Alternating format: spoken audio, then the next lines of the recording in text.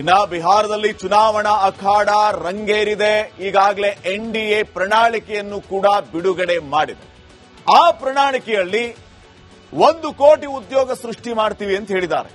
ಮಹಿಳೆಯರನ್ನ ಇನ್ಮೇಲೆ ಲಕ್ಷಪತಿ ದೀದಿಗಳನ್ನಾಗಿ ಮಾಡ್ತೀವಿ ಅಂತ ಹೇಳಿದ್ದಾರೆ. ಆರೋಗ್ಯ ವಿಚಾರವಾಗಿಯೂ ಕೂಡ ಹಲವು ಅಂಶಗಳನ್ನ ತಮ್ಮ ಪ್ರಣಾಳಿಕೆಯಲ್ಲಿ ಪ್ರಸ್ತಾಪ ಮಾಡಿದ್ದಾರೆ. ಈ ಮೂಲಕ ಇಂಡಿ ಕೂಟಕ್ಕೆ ಟಕ್ಕರ್ ಕೊಡುವಂತಹ ಕೆಲಸ ಈಗ ಎನ್ಡಿಎ ಇಂದ ಆಗಿದೆ. ಬಿಹಾರದಲ್ಲಿ ಚುನಾವಣಾ ರಣಕಣ ಯಾವ ರೀತಿ ರಂಗೇರಿದೆ ನೀವೇ ನೋಡಿ.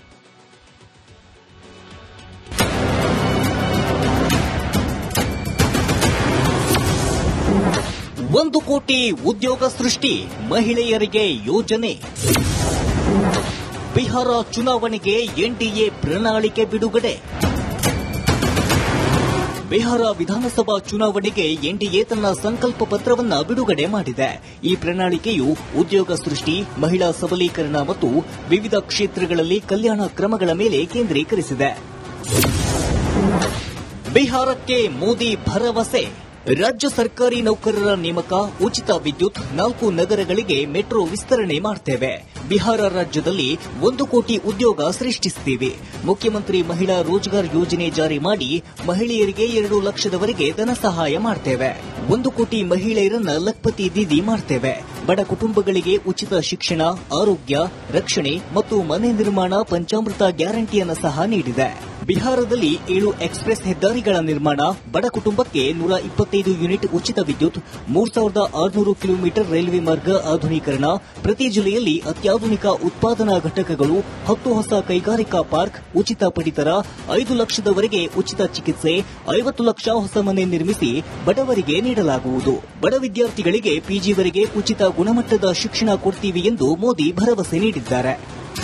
हर युवा को नौकरी और रोजगार देना, 1 करोड़ से अधिक सरकारी नौकरी, रोजगार प्रदान करना,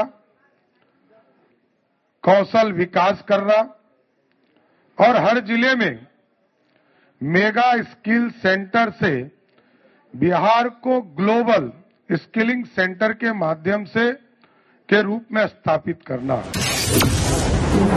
30 ಸೆಕೆಂಡ್ನಲ್ಲಿ ಪ್ರಣಾಳಿಕೆ ರಿಲೀಸ್ ಮಾಡಿದ್ದಾರೆ. तो इन लोगों को सॉरी पत्र ला करके इन लोगों को माफी, बिहार 14 करोड़ बिहार की जनता से माफी मांगनी चाहिए. और ये तो ताज्जुब की बात है कि भाई 30 सेकेंड में ही पूरा, हम लोगों ने भी घोषणा पत्र जारी किया, हम लोगों ने भी विजन को रखा, हम सब नेताओं ने अपनी बात को रखा. ये कौन सी बात हुई कि कोई बात ही नहीं की गई.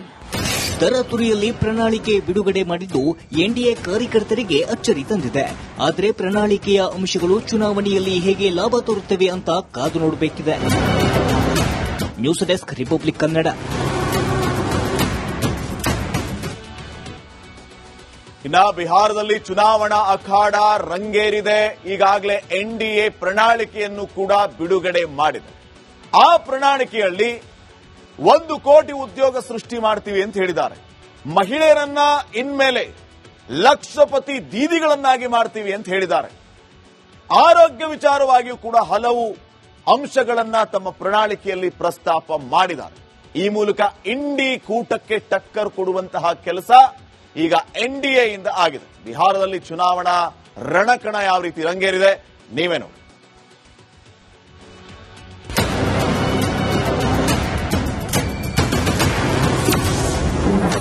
1 ಕೋಟಿ ಉದ್ಯೋಗ ಸೃಷ್ಟಿ, ಮಹಿಳೆಯರಿಗೆ ಯೋಜನೆ. ಬಿಹಾರ ಚುನಾವಣೆಗೆ ಎನ್ಡಿಎ ಪ್ರಣಾಳಿಕೆ ಬಿಡುಗಡೆ. ಬಿಹಾರ ವಿಧಾನಸಭಾ ಚುನಾವಣೆಗೆ ಎನ್ಡಿಎ ತನ್ನ ಸಂಕಲ್ಪ ಪತ್ರವನ್ನು ಬಿಡುಗಡೆ ಮಾಡಿದೆ. ಈ ಪ್ರಣಾಳಿಕೆಯು ಉದ್ಯೋಗ ಸೃಷ್ಟಿ, ಮಹಿಳಾ ಸಬಲೀಕರಣ ಮತ್ತು ವಿವಿಧ ಕ್ಷೇತ್ರಗಳಲ್ಲಿ ಕಲ್ಯಾಣ ಕ್ರಮಗಳ ಮೇಲೆ ಕೇಂದ್ರೀಕರಿಸಿದೆ. ಬಿಹಾರಕ್ಕೆ ಮೋದಿ ಭರವಸೆ. ರಾಜ್ಯ ಸರ್ಕಾರಿ ನೌಕರರ ನೇಮಕ, ಉಚಿತ ವಿದ್ಯುತ್, 4 ನಗರಗಳಿಗೆ ಮೆಟ್ರೋ ವಿಸ್ತರಣೆ ಮಾಡ್ತೇವೆ. ಬಿಹಾರ ರಾಜ್ಯದಲ್ಲಿ 1 ಕೋಟಿ ಉದ್ಯೋಗ ಸೃಷ್ಟಿಸುತ್ತೀವಿ. ಮುಖ್ಯಮಂತ್ರಿ ಮಹಿಳಾ ರೋಜ್ಗಾರ್ ಯೋಜನೆ ಜಾರಿ ಮಾಡಿ ಮಹಿಳೆಯರಿಗೆ 2 ಲಕ್ಷದವರೆಗೆ ಧನ ಸಹಾಯ ಮಾಡ್ತೇವೆ. 1 ಕೋಟಿ ಮಹಿಳೆಯರನ್ನ ಲಖ್ಪತಿ ದೀದಿ ಮಾಡ್ತೇವೆ. ಬಡ ಕುಟುಂಬಗಳಿಗೆ ಉಚಿತ ಶಿಕ್ಷಣ, ಆರೋಗ್ಯ, ರಕ್ಷಣೆ ಮತ್ತು ಮನೆ ನಿರ್ಮಾಣ ಪಂಚಾಮೃತ ಗ್ಯಾರಂಟಿಯನ್ನು ಸಹ ನೀಡಿದೆ.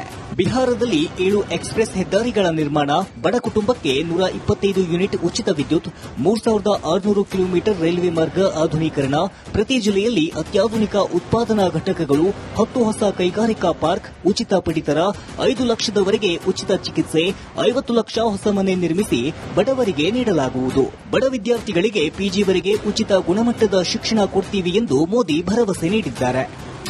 हर युवा को नौकरी और रोजगार देना, 1 करोड़ से अधिक सरकारी नौकरी, रोजगार प्रदान करना,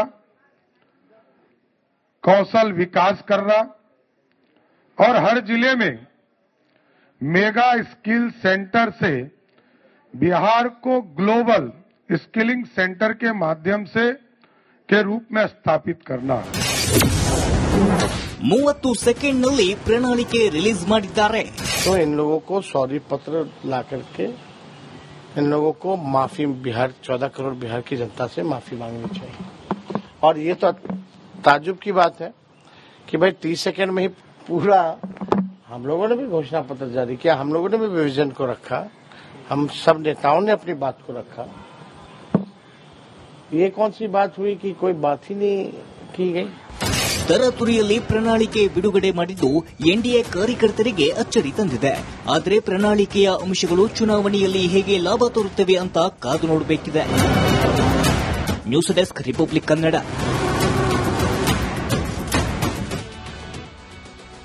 ಇನ್ನ ಬಿಹಾರದಲ್ಲಿ ಚುನಾವಣಾ ಅಖಾಡ ರಂಗೇರಿದೆ. ಈಗಾಗಲೇ ಎನ್ಡಿಎ ಪ್ರಣಾಳಿಕೆಯನ್ನು ಕೂಡ ಬಿಡುಗಡೆ ಮಾಡಿದೆ. ಆ ಪ್ರಣಾಳಿಕೆಯಲ್ಲಿ 1 ಕೋಟಿ ಉದ್ಯೋಗ ಸೃಷ್ಟಿ ಮಾಡ್ತೀವಿ ಅಂತ ಹೇಳಿದ್ದಾರೆ. ಮಹಿಳೆಯರನ್ನ ಇನ್ಮೇಲೆ ಲಕ್ಷಪತಿ ದೀದಿಗಳನ್ನಾಗಿ ಮಾಡ್ತೀವಿ ಅಂತ ಹೇಳಿದ್ದಾರೆ. ಆರೋಗ್ಯ ವಿಚಾರವಾಗಿಯೂ ಕೂಡ ಹಲವು ಅಂಶಗಳನ್ನ ತಮ್ಮ ಪ್ರಣಾಳಿಕೆಯಲ್ಲಿ ಪ್ರಸ್ತಾಪ ಮಾಡಿದ್ದಾರೆ. ಈ ಮೂಲಕ ಇಂಡಿ ಕೂಟಕ್ಕೆ ಟಕ್ಕರ್ ಕೊಡುವಂತಹ ಕೆಲಸ ಈಗ ಎನ್ಡಿಎಯಿಂದ ಆಗಿದೆ. ಬಿಹಾರದಲ್ಲಿ ಚುನಾವಣಾ ರಣಕಣ ಯಾವ ರೀತಿ ರಂಗೇರಿದೆ ನೀವೇ ನೋಡಿ.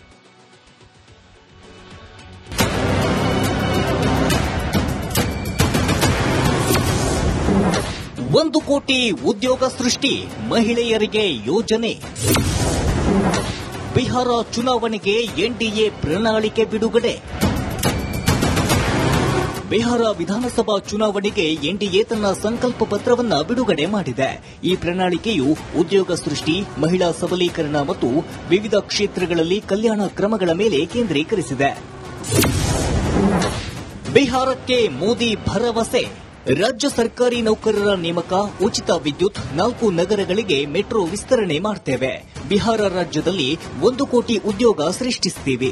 ಮುಖ್ಯಮಂತ್ರಿ ಮಹಿಳಾ ರೋಜ್ಗಾರ್ ಯೋಜನೆ ಜಾರಿ ಮಾಡಿ ಮಹಿಳೆಯರಿಗೆ 2 ಲಕ್ಷದವರೆಗೆ ಧನ ಸಹಾಯ ಮಾಡ್ತೇವೆ. 1 ಕೋಟಿ ಮಹಿಳೆಯರನ್ನ ಲಖ್ಪತಿ ದೀದಿ ಮಾಡ್ತೇವೆ. ಬಡ ಕುಟುಂಬಗಳಿಗೆ ಉಚಿತ ಶಿಕ್ಷಣ, ಆರೋಗ್ಯ, ರಕ್ಷಣೆ ಮತ್ತು ಮನೆ ನಿರ್ಮಾಣ ಪಂಚಾಮೃತ ಗ್ಯಾರಂಟಿಯನ್ನು ಸಹ ನೀಡಿದೆ. ಬಿಹಾರದಲ್ಲಿ 7 ಎಕ್ಸ್ಪ್ರೆಸ್ ಹೆದ್ದಾರಿಗಳ ನಿರ್ಮಾಣ, ಬಡ ಕುಟುಂಬಕ್ಕೆ 125 ಯೂನಿಟ್ ಉಚಿತ ವಿದ್ಯುತ್, 3600 ಕಿಲೋಮೀಟರ್ ರೈಲ್ವೆ ಮಾರ್ಗ ಆಧುನೀಕರಣ, ಪ್ರತಿ ಜಿಲ್ಲೆಯಲ್ಲಿ ಅತ್ಯಾಧುನಿಕ ಉತ್ಪಾದನಾ ಘಟಕಗಳು, 10 ಹೊಸ ಕೈಗಾರಿಕಾ ಪಾರ್ಕ್, ಉಚಿತ ಪಡಿತರ, 5 ಲಕ್ಷದವರೆಗೆ ಉಚಿತ ಚಿಕಿತ್ಸೆ, 50 ಲಕ್ಷ ಹೊಸ ಮನೆ ನಿರ್ಮಿಸಿ ಬಡವರಿಗೆ ನೀಡಲಾಗುವುದು. ಬಡ ವಿದ್ಯಾರ್ಥಿಗಳಿಗೆ ಪಿಜಿವರೆಗೆ ಉಚಿತ ಗುಣಮಟ್ಟದ ಶಿಕ್ಷಣ ಕೊಡ್ತೀವಿ ಎಂದು ಮೋದಿ ಭರವಸೆ ನೀಡಿದ್ದಾರೆ. हर युवा को नौकरी और रोजगार देना, 1 करोड़ से अधिक सरकारी नौकरी, रोजगार प्रदान करना, कौशल विकास करना और हर जिले में मेगा स्किल सेंटर से बिहार को ग्लोबल स्किलिंग सेंटर के माध्यम से के रूप में स्थापित करना. 30 ಸೆಕೆಂಡ್ನಲ್ಲಿ ಪ್ರಣಾಳಿಕೆ ರಿಲೀಸ್ ಮಾಡಿದ್ದಾರೆ. तो इन लोगों को सॉरी पत्र ला करके इन लोगों को माफी, बिहार 14 करोड़ बिहार की जनता से माफी मांगनी चाहिए. और ये तो ताजुब की बात है कि भाई 30 सेकंड में ही पूरा, हम लोगों ने भी घोषणा पत्र जारी किया, हम लोगों ने भी विजन को रखा, हम सब नेताओं ने अपनी बात को रखा. ये कौन सी बात हुई कि कोई बात ही नहीं की गई. ತರಾತುರಿಯಲ್ಲಿ ಪ್ರಣಾಳಿಕೆ ಬಿಡುಗಡೆ ಮಾಡಿದ್ದು ಎನ್ಡಿಎ ಕಾರ್ಯಕರ್ತರಿಗೆ ಅಚ್ಚರಿ ತಂದಿದೆ. ಆದರೆ ಪ್ರಣಾಳಿಕೆಯ ಅಂಶಗಳು ಚುನಾವಣೆಯಲ್ಲಿ ಹೇಗೆ ಲಾಭ ತೋರುತ್ತವೆ ಅಂತ ಕಾದು ನೋಡಬೇಕಿದೆ. News desk, Republic Kannada.